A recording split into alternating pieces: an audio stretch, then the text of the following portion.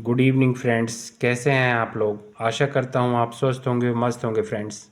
जिन फ्रेंड्सों को हिंदी पढ़ने में प्रॉब्लम्स होती है, तो उनके लिए भी मैं आज एक छोटी सी एक कहानी लेके आया हूं, अ, पहलवान की ढोलक। ठीक है फ्रेंड्स, बहुत इंटरेस्टिंग कहानी है। जिन फ्रेंड्सों को हिंदी पढ़ने में प्रॉब्लम होती है, हिंदी रीडिंग में प्रॉब्लम होती है, तो उनकी प्रॉब्लम भी धीरे धीरे रीडिंग करने से समाप्त हो जाएगी। ठीक है फ्रेंड्स, तो चलिए अब आज एक इंटरेस्टिंग कहानी देखते हैं, पहलवान की ढोलक। ठीक है फ्रेंड्स, चलिए स्टार्ट करते हैं। फ्रेंड्स, थोड़ा कहानी लंबी है, इसलिए थोड़ा तोड़ तोड़ कर हम पढ़ेंगे। ठीक है। जाड़े का दिन, अमावस्या की रात, ठंडी और काली, मलेरिया और हैजे से पीड़ित गांव, भयार्थ शिशु यानी भय से शिशु बच्चे की तरह थर थर कांप रहा था। पुरानी और उजड़ी बांस फूल की झोपड़ियों में अंधकार और सन्नाटे का सम्मिलित साम्राज्य, अंधेरा और निस्तंभता, मतलब शांति, एकदम सरोर, कोई ना आवाज करे। ठीक है फ्रेंड्स, आगे देखते हैं। अंधेरी रात चुपचाप आंसू बहा रही थी। निस्तंभता करुणा सिसकियों और आहों को बलपूर्वक अपने हृदय में ही दबाने की चेष्टा कर रही थी।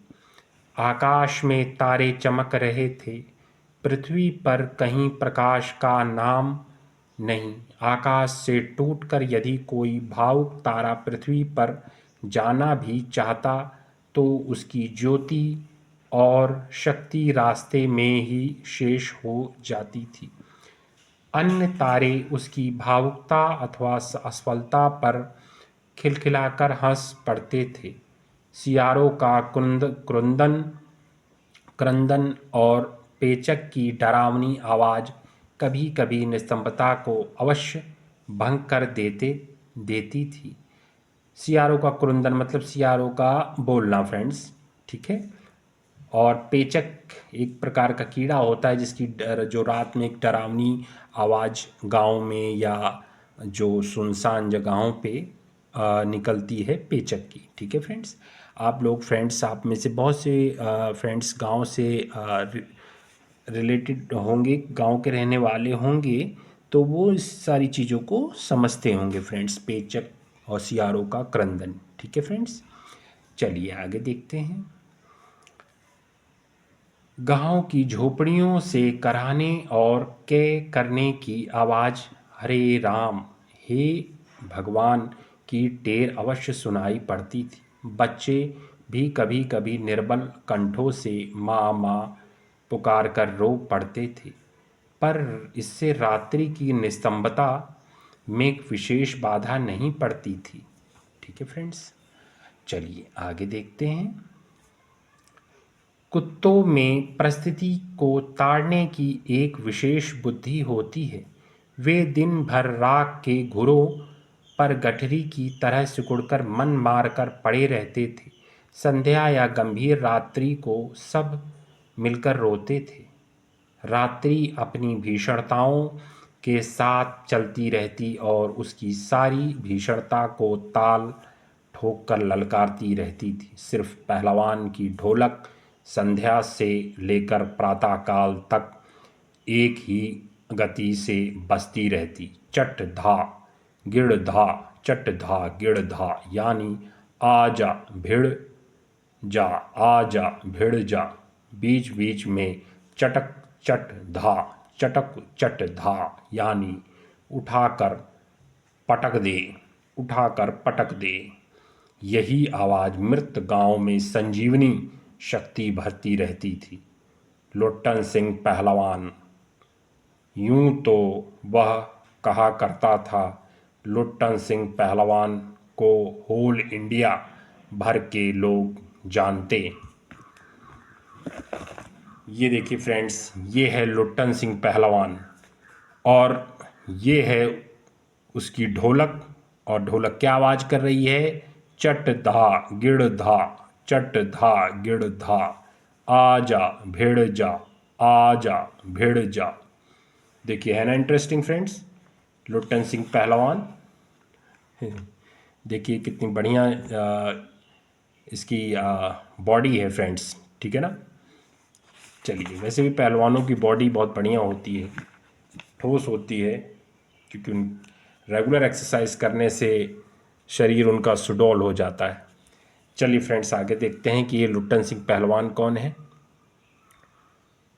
किंतु उसके होल इंडिया की सीमा शायद एक ज़िले की सीमा के बराबर ही हो। ज़िले भर के लोग उसके नाम से अवश्य परिचित थे। लुट्टन के माता पिता उसे 9 वर्ष की उम्र में ही अनाथ बनाकर चल बसे थे। भाग्यवश शादी हो चुकी थी, वरना वह भी माँ बाप का अनुसरण करता। विधवा सास ने पाल पोस कर बड़ा किया। बचपन में वह गाय चराता, धरोष्ण दूध पीता और कसरत किया करता था। धरोष्ण मतलब फ्रेंड्स खूब ज़्यादा अत्यधिक मात्रा में पीता, शुद्ध।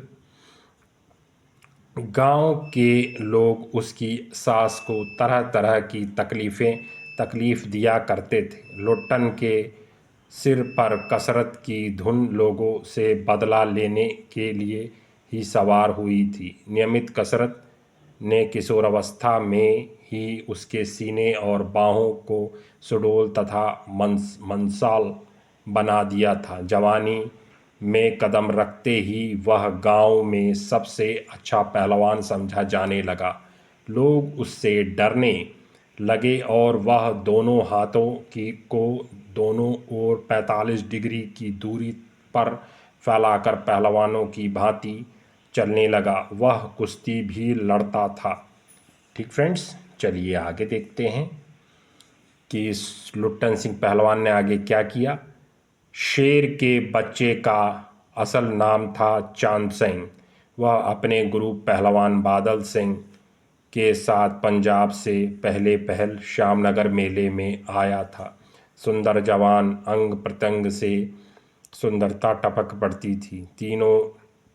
3 दिनों में ही पंजाबी और पठान पहलवानों के गिरोह के अपनी जोड़ी और उम्र के सभी पट्टों को पटक पछाड़ कर उसने शेर के बच्चे की टाइटल प्राप्त कर ली थी। इसलिए वह दंगल के मैदान में लंगोट लगाकर एक अजीब किलकारी भरकर छोटी डुलकी लगाया करता था। देशी नौजवान पहलवान उससे लड़ने की कल्पना से भी घबराते थे। अपनी टाइटल को सत्य प्रमाणित करने के लिए ही चांद सिंह बीच बीच में दहाड़ता फिरता था।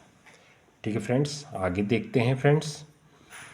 श्यामनगर के दंगल और शिकार प्रिय वृद्ध राजा साहब उसे दरबार में रखने की बातें कर ही रहे थे कि लुट्टन ने शेर के बच्चे को चुनौती दे दी। सम्मान प्राप्त चांद सिंह पहले तो किंचित उसकी स्पर्धा पर मुस्कुराया, फिर बाज की तरह उस पर टूट पड़ा। शांत दर्शकों की भीड़ में खलबली मच गई। पागल है, पागल, मरा, मरा मरा। पर वाह रे बहादुर लुट्टन बड़ी सफाई से आक्रमण को संभाल कर निकल कर उठ खड़ा हुआ और पैतरा दिखाने लगा। राजा साहब ने कुश्ती बंद करवाकर लुट्टन को अपने पास बुलाया और समझाया। अंत में उसकी हिम्मत की प्रशंसा करते हुए 10 रुपए का नोट देकर कहने लगे, जाओ मेला देखकर घर जाओ। ठीक है फ्रेंड्स, आज के लिए बस इतना ही, क्योंकि कहानी थोड़ी लंबी है, तो वीडियो ज़्यादा लंबी होगी तो प्रॉब्लम हो सकती है फ्रेंड्स, और अपलोड करने में भी प्रॉब्लम होगी। तो आज के लिए इतना ही।